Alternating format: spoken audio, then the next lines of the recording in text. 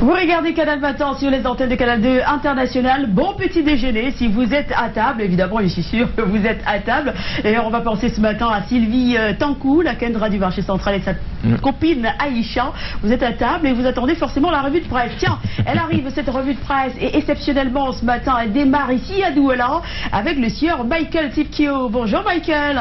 Bonjour Soflane. Vous allez bien ce matin Michael? Je vais très bien, merci. Et vous-même? Je vais super bien, ça se voit pas? Ah oui, ça se voit. Toujours aussi... Vous ne devriez pas poser la question, parce que avoir un chouchou comme moi à ses côtés, elle est peut-être qu'heureuse. Ah oui, naturellement, ça se voit. Et puis c'est la journée mondiale de l'orgasme. Ah, de l'orgasme. Donc vous pouvez imaginer la suite. Vous en avez procuré la dernière fois? Non, on n'a pas eu le temps parce qu'il fallait se réveiller à 3 h du matin, venir bosser, sinon, à un moment donnant de la tête en l'air. Allez, redevenons sérieux, s'il vous plaît, messieurs. On va démarrer tout de suite avec la nouvelle expression, Michael.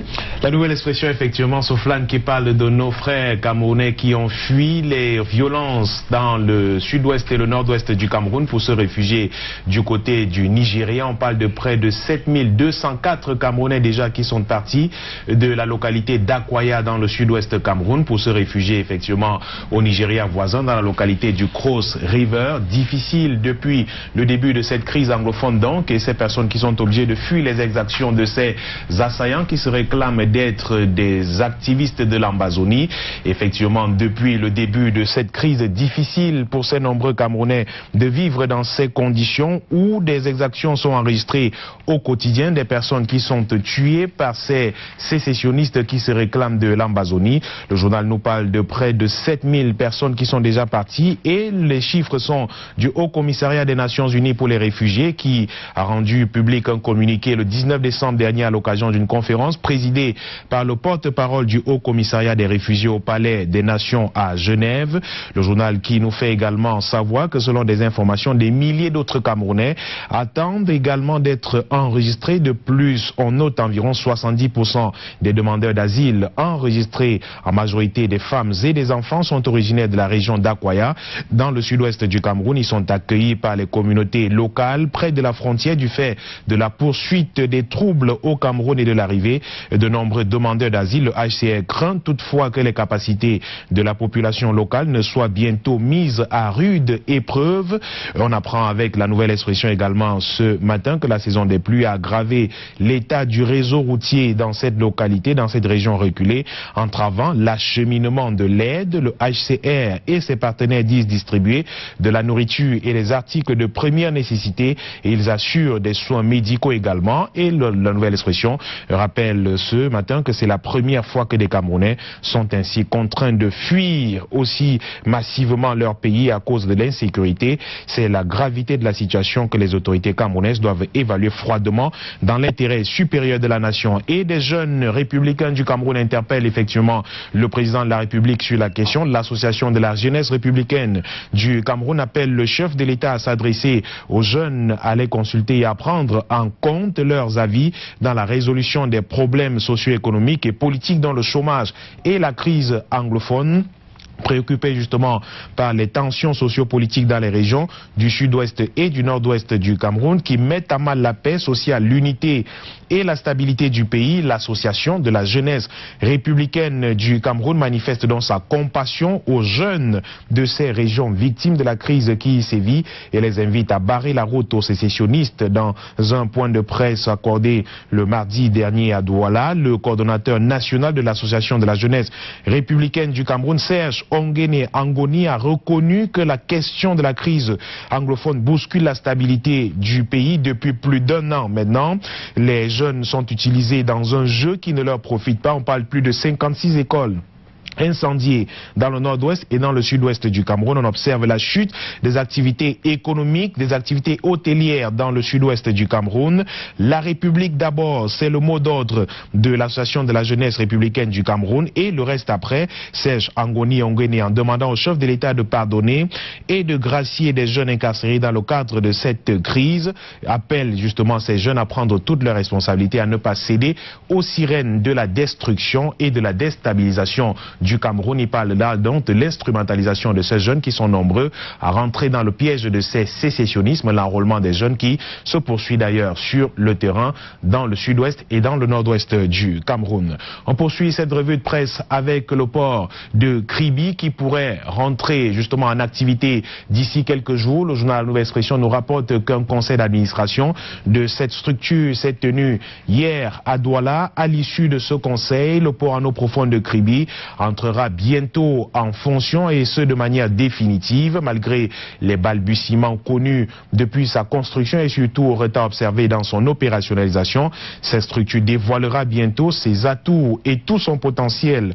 En attendant, la filiale française de Air Logistique, une entreprise spécialisée dans le transport maritime, vient d'être enrôlée dans la gestion de cette grosse entreprise camerounaise. Elle a officiellement et entièrement récupéré les parts de marché qu'occupait Necotrans au terminal polyvalent de Kribi au terme de ce conseil d'administration qui s'est tenu dans la métropole économique camerounaise et qui s'est déroulé en présence des responsables de KPMO et du président du conseil d'administration. La partie camerounaise engagée dans la gestion du terminal polyvalent de Kribi. Les deux entités sont tombées d'accord sur le mode opératoire de ces structures et surtout sur la mise en fonction avec 60% de parts de marché dans ce consortium qui le lie à KPMO. Le directeur de Air Logistique a annoncé de grands travaux sur le chantier présent dans plusieurs ports en Afrique centrale, dans le Niger. Air Logistique Tech Afrique, des partenaires de KPMO dans la gestion du terminal polyvalent de Kribi, promet de mettre son expérience au service du Cameroun. Les responsables promettent aussi d'engager dans les activités comme l'agriculture et les mines. La suite de la revue de presse est avec le procès de ce journaliste correspondant de Radio France Internationale qui aura encore lieu ce jour à Yaoundé. Procès en appel bien sûr devant la cour d'appel à Yaoundé. Effectivement, on se souvient, il a été condamné à 10 ans de prison déjà. Ahmed Abba, le journaliste correspondant de RFI, arrêté en juillet 2015, accusé de blanchiment d'un produit de terrorisme. Il sera une fois encore devant la justice ce jour à Yaoundé. Il avait été condamné en première instance, on se souvient, à 10 ans de prison.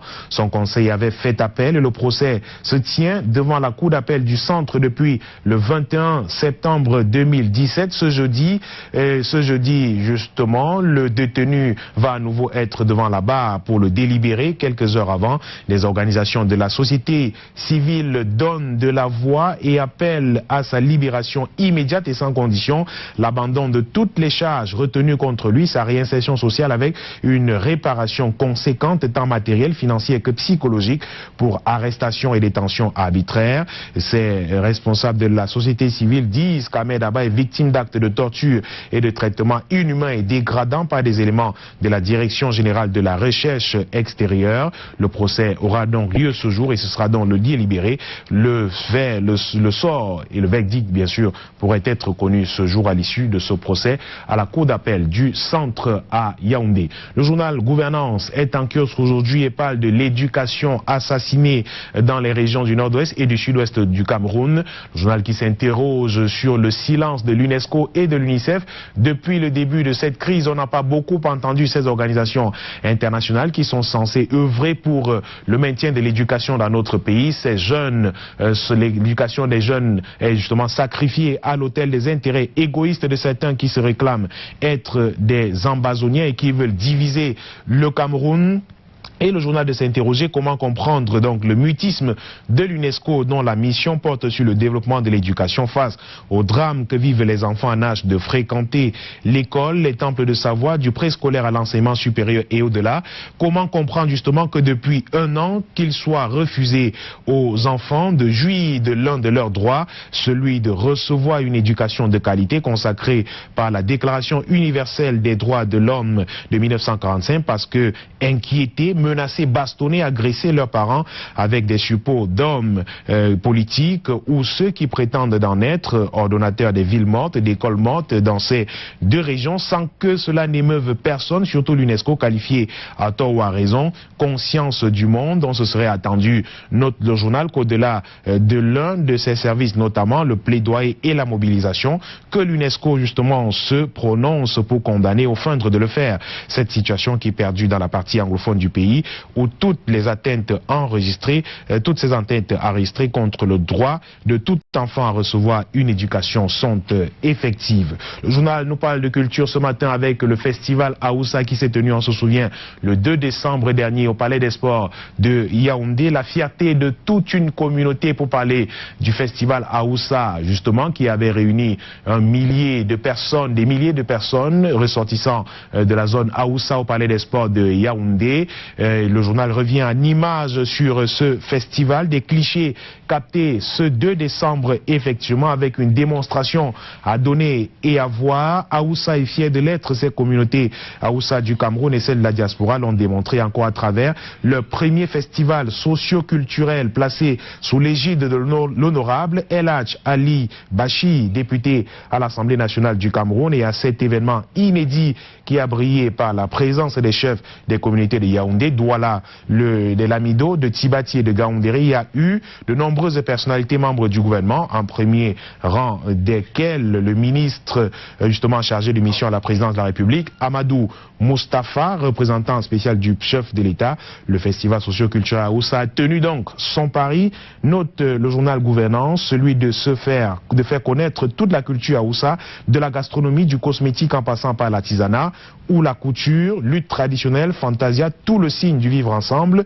Et en tout point de vue, ce fut une réussite à mettre à l'actif d'un homme, Ali Bachir, député à l'Assemblée nationale du Cameroun, l'honorable Ali Bachir, qui est célébré par le journal Gouvernance ce matin. On sort de cette revue de presse avec deux posts week-end en kiosque aujourd'hui et qui parle également encore de la crise anglophone et de ces activistes qui ont été arrêtés, ces nombreuses personnes tuées également, qui ont attaqué des postes de gendarmerie et même de police dans la région du sud-ouest Cameroun, dans le département de la Magno précisément, et qui ont été mis hors d'état de nuit par des forces de maintien de l'ordre, des forces de défense et de sécurité camerounaises. Le journal de Post Weekender en parle ce matin, et le journal qui nous annonce également que des examinateurs du DCE Advanced et Ordinary Level seront rémunérés, seront payés d'ici janvier 2018. C'est le chairman du DCE Board qui le dit dans les colonnes de Post Weekender en kiosque aujourd'hui. Le journal qui revient également sur cette crise anglophone en donnant la parole aux femmes du Rassemblement